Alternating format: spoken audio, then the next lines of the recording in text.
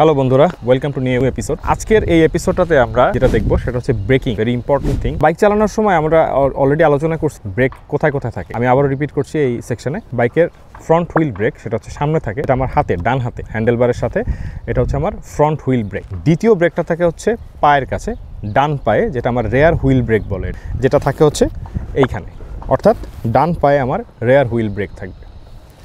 বাইকের third break হচ্ছে engine brake. Engine brake সম্পর্কে আমরা আসলে অনেকেই জানি না। আমরা ইঞ্জিন ব্রেকটা সবসময় ইউজ করবো আমাদের রেগুলার লাইফে। বাইকের স্পিড যখন অনেক বেশি থাকবে, 80 kilometre per hour, 100 kilometre per hour, 110 kilometre per hour or 60 kilometre per hour, যেটাই হোক, সামনে কোনো অবস্ট্যাকেল আসবে, অবস্ট্যাকেলটাকে ওই অবস্ট্যাকেলের ধারণা অনুযায়ী আপনি আপনার বাইকটাকে থামাবেন। ইভেন এক্ষেত্রে এমার্জেন্সি ব্রেকিংও হতে পারে। তো সেক্ষেত্রে যেটা করবেন, আপনার বাইক চলন্ত অবস্থায় ক্লাচ ধরবেন না, থ্রটল তো দিচ্ছেন, আপনি দেখলেন সামনে অবস্ট্যাকেল আছে, অবশ্যই সাথে সাথে আপনি হ্যান্ড ব্রেক এবং রেয়ার ব্রেক, অর্থাৎ ফ্রন্ট হুইল ব্রেক এবং রেয়ার হুইল ব্রেক আমরা একসাথে চাপবো, কিন্তু আমরা ক্লাচ ধরবো না।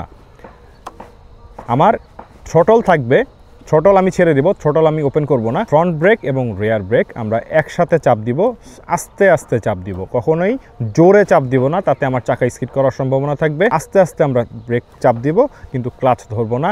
ইঞ্জিন চলন্ত অবস্থায় ইঞ্জিন চলতে থাকবে, কিন্তু ক্লাচ ধরবো না। আপনি যদি ক্লাচ একবার চাপ দেন, তাহলে আপনার ব্রেকের উপর প্রেশার পড়বে, পাশাপাশি আপনার ইঞ্জিনটা ফ্রি হয়ে যাবে, আপনার ইঞ্জিন কানেক্টেড থাকবে না। ইঞ্জিন চলতে থাকবে, কিন্তু পিছনের চাকার সাথে তার কানেকশনটা বন্ধ হয়ে যাবে। সো সেই ক্ষেত্রে আপনাকে অবশ্যই যেটা করতে হবে, ফ্রন্ট হুইল রেয়ার হুইল একসাথে চাপতে হবে, সাথে ক্লাচটা আমি ধরবো না। আমরা না ধরে ইঞ্জিনটা ওভাবে আস্তে আস্তে ব্রেক চাপবো এবং বাইক কন্ট্রোলে নিয়ে আসবো। বাইক অটোমেটিক আস্তে আস্তে থেমে যাবে। এমার্জেন্সি ব্রেকের ক্ষেত্রে পায়ের ব্রেক, হাতের ব্রেক একসাথে চাপ দিব, আবার ছেড়ে দিব, আবার চাপ দিব, আবার ছেড়ে দিব। আপনার যদি বাইক এবিএস হয়, দ্যাটস ফাইন, কোনো সমস্যা নাই। কিন্তু যদি বাইক নন এবিএস হয়, সেক্ষেত্রে আপনাকে বারবার ব্রেক ধরে ছেড়ে দিতে হবে। ব্রেক ধরবেন, ছাড়বেন একসাথে, হাতের ব্রেক, পায়ের ব্রেক। তাতে হবে কি, বাইকের যদি 100 কিলোমিটার পার আওয়ার থাকে, সে প্রথম ব্রেকেই আপনার স্পিডটা কমে 70-এ চলে আসবে।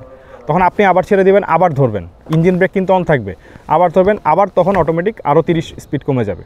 তো আমরা এইভাবে প্র্যাকটিস করব রেগুলার লাইফে, ইঞ্জিন ব্রেক, হ্যান্ড ব্রেক, পায়ের ব্রেক। এই ব্রেকিংটা আমাদের জন্য খুবই ইম্পর্টেন্ট। ব্রেকিং যদি আমাদের ঠিকমতো আমাদের কন্ট্রোলে না আসে, ভবিষ্যতে বা যখন আপনি বাইক চালাবেন, আপনার জন্য এটা জীবন হুমকির সম্মুখীন হতে পারে। আশা করি দৈনন্দিনভাবে আপনারা প্র্যাকটিস করবেন, আস্তে আস্তে এটা অভ্যস্ত হয়ে যাবেন। ধন্যবাদ।